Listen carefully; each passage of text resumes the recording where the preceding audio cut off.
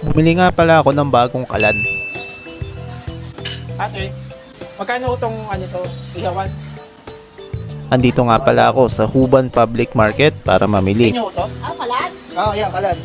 Nasira na kasi yung kalan na ginagamit ko pang luto, kaya andito ako ngayon para mamili. Ito nga pala yung mga tipak ng semento ng dati kong kalan.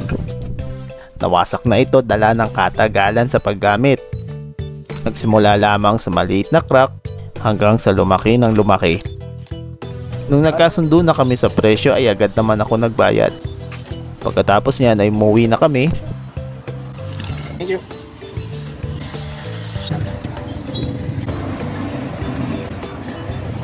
Pagdating sa bahay ay agad ko nang bininyagan ang nabili kong bagong kalan.